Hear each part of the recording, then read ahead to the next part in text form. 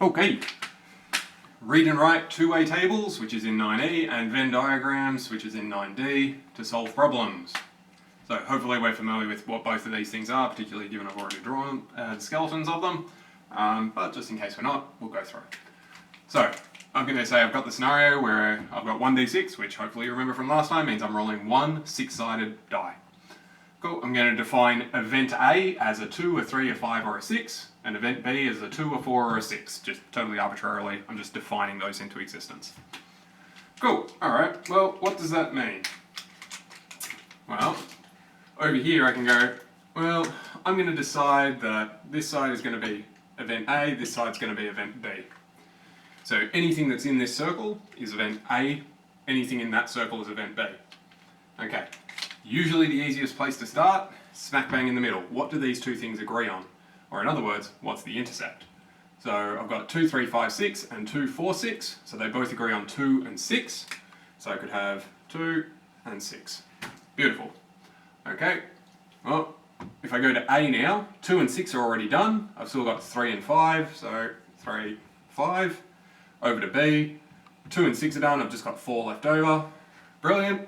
Am I done? Well, not quite, because if we notice, I've only got 5 numbers there, so I'm missing the 1. The 1 goes on the outside. So hopefully I've got 1, 2, 3, 4, 5, 6, or I can count through in order to make sure that they're all there, and I haven't doubled anything up. Beautiful, I'm happy about that. So you can list off the event space like that, or, depending on your fancy, or what you're going to end up using it for, you can instead go, oh, this is 2 out of 6, this is 2 out of 6, this is 1 out of 6, this is 1 out of 6. So you can write out probabilities. Unless the question is asking for the simplified version, you can leave this in unsimplified fractions to help you add things up and whatever later in a question. So you don't actually have to simplify it in the original working Venn diagram. Cool.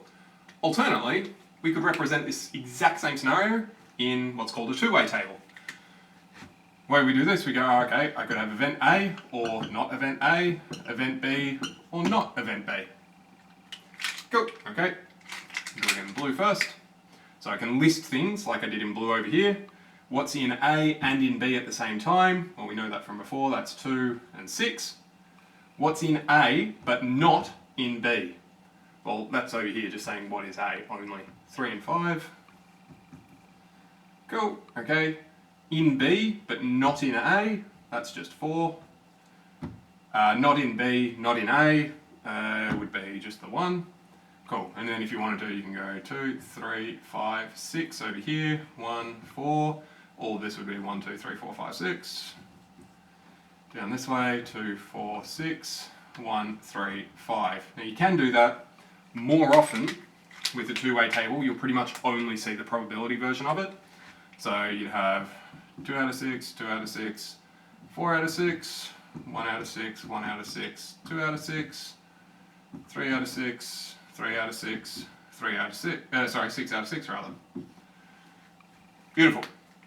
Again, you don't have to simplify them unless it specifically asks you to simplify them, because usually you'll use this as a working reference, and then you'll actually solve other specific problems.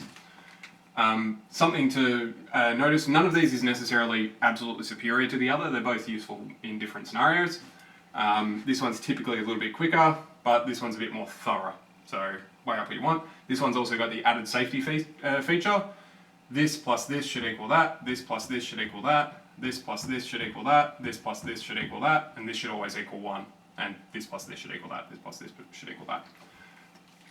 So it's got that added safety net in there, whereas in this one, sometimes you can end up with logic errors that aren't apparent. Whereas in this one, if they don't add up, it becomes very apparent very quick. Beautiful. Alright. Thought I'd just give a quick rundown of what each of the positions in this look like. So if I want event A in a Venn diagram, I'm talking about that area there. If I want event A in a two-way table, then I'm talking about there, which is the sum of those two.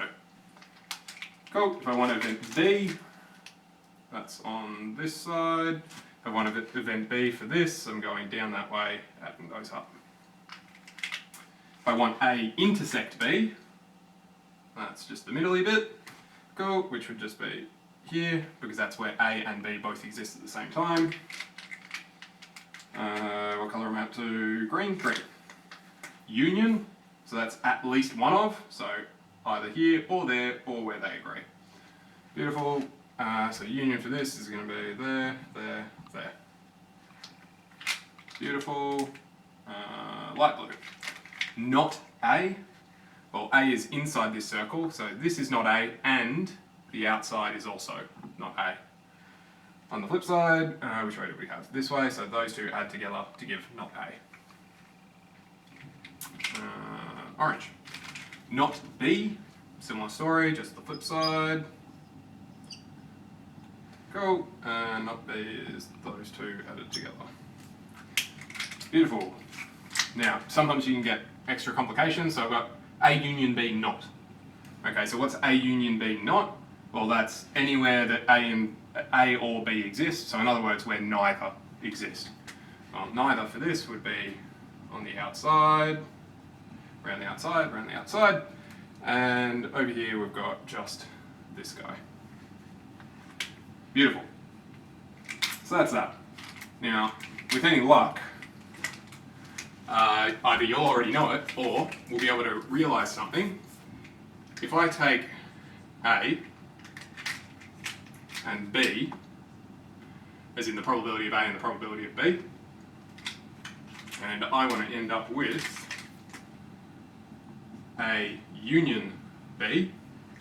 Okay, so I've got A, I've got B, I want to end up with A union B. Well, it looks like I should just add those together. So add those together. However, if I do this and this, I would have double counted that middle bit, so I need to get rid of this intersect. So minus A intersect B, and that will equal the green. It's called the addition rule. I don't particularly care what the name is. What I care about is that this is obviously true when you look at it diagrammatically. The other thing is you can flip these two, so if you add A union B and add A intersect B, these will flip, minus A union B I should say, and add A intersect B, these will flip places. So long as you know any three of them, you know all four, because you can use that to figure out the fourth. Beautiful. Okay, well, let's do a little bit of tinkering. So, a class of 20 students include 14 of them doing methods, 16 doing further, and do neither. Oh, good.